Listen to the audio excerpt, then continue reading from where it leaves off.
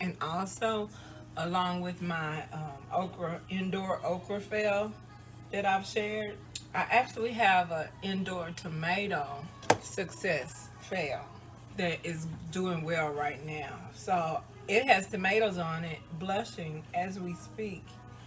So I expect to get the tomatoes that are farmed off of there, but I don't expect more tomatoes to form. But I saw a flower, and so you know what? I could use my glass stirrer. That way, there's a less likely chance of cross pollination or contamination or whatever happens when you try to grow shit indoors in conditions that it wasn't meant to grow in. My herbs got really linky and started reaching too much, so I took them down altogether. The garlic was growing so much and so fast. Excuse me, the garlic is growing so much and so fast. I can hardly keep up with it. So I haven't even. My intention was to use the rest of these cloves until those stalks came up, but those stalks came right up, honey, indoors. I planted some outdoors, and it's been raining for 2 days, and those still haven't popped up. But the ones I brought in here in the house and just stuck in some soil and put some and slapped some water on top of it, them hoes are doing the ever loving most. So they are beautiful indoor plants, whether you have the sunlight or not. The problem is I have more than just garlic in that pot.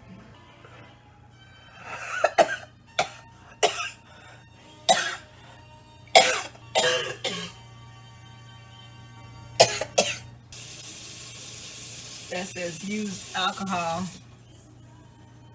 because during our pandemic, because under the orange regime, we need to ration everything. So I actually have also started using. First, I'm gonna run this through. Look how disgusting. Yeah, I get it in. Okay, I just ran hot water through, and that got a lot of it out. Alcohol in. I have these super long toothpicks. They're actually for mini kebabs. So I'll poke up the bottom, give the bowl a jam up the booty, and pop out that screen. And I wipe inside the bowl.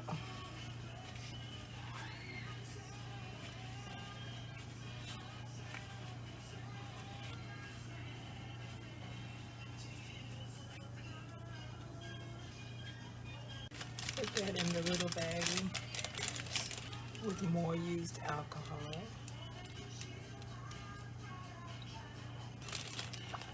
So shake the bowl up in there.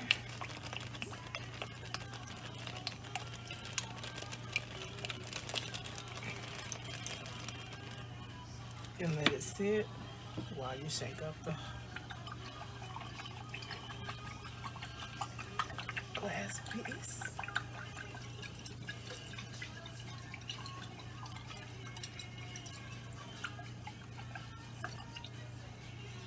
And pour it into the used alcohol.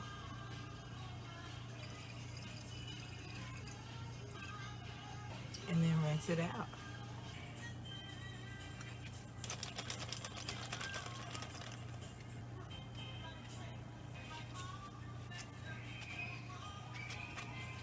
So dip that in the used alcohol. That's why it's brown.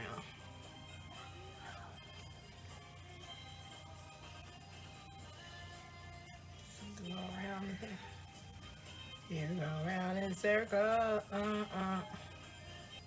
Spin it around in the middle to get that out. And then you get into the mouth. Just go around in circles. And for the sake of this video, I'm gonna go ahead and get this completely clean. But generally, I don't like to get the mouth of my bowl completely clean because I like some resin to stick to the wall so that when I put the new screen in, it has something to hold on to. If you don't understand what I mean by that, keep on smoking and connoisseuring. You're gonna learn. Because when the glass is fresh and clean, that screen slips off. Slippity slides. Slippity slide.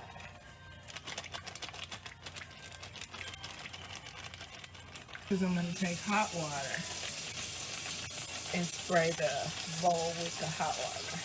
Quit looking at my titty. See, that's pretty clean as it is. So rinse that out. Clean except for the mouth, except for the sides of the bowl. There we go.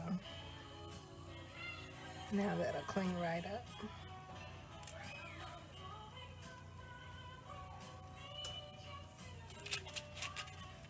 Flip it around. Oh, those little bastards.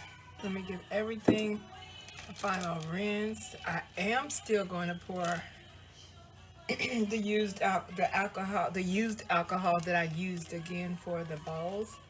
I am going to pour that back into my dispenser. So yeah, it's a little darker. It's another shade darker than when I started using it today. I am glad I didn't do that video dogging this nail polish, because this nail polish is bomb. The brush is trash. They give you some kind of fluffy ass brush that covers way too much territory with way too fluffy a bristle. But the coverage on this stuff, by the time you get to the, you gotta give everything a second coat. Literally everything a second coat chance. But I call myself putting on one layer coat at a time just to make the paint job last longer without chipping. It's been working with this brand. And it's a cheap ass brand. And it feels like it's gonna stay waxy and it's not gonna dry fast. But it dries at a pretty good, decent, rapid pace. I'm gonna start taking my relatives compliments. Life is short. We're all we got. That might be the last place we all get our pats on the back. Take them all. Give them all. While everybody's still alive. Shoot for your short-term goals.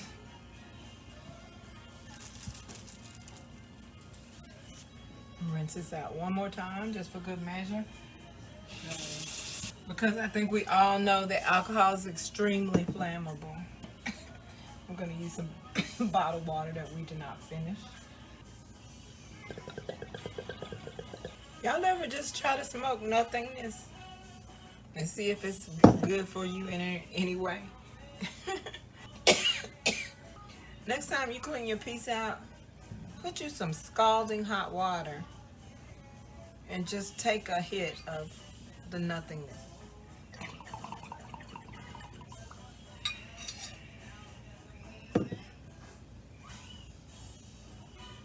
It's like inhaling vapors, but not.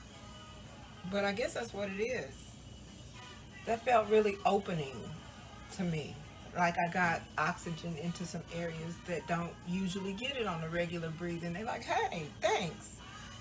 Usually when you take a regular breath, I don't get that potent of a hit of oxygen. So that was nice. I appreciate it. It's like the rest of my body is saying that when I hit this nothingness.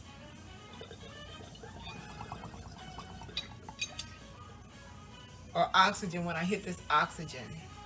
It's like if you ever been to an oxygen bar, not that I have, but I have had the experience. Did nothing for me personally, but anyway. I bet if you put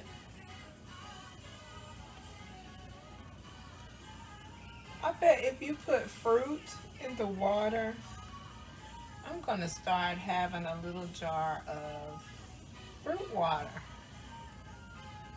even if it's just citrus, to use for bong water. Where's my little screen? I've been using this little screen for everything. Poor little screen. That poor little screen, like, ain't no poor little screen over here. I'm with the shits. I'm glad to be useful in the kitchen. That's what I was made for. I thought somebody was gonna buy me and put me in the corner and never use me like you did for about 3 years. But I'm here for the usage, so yeah. I'm about to strain a little bit of this. You know, that's going in the citrus stew.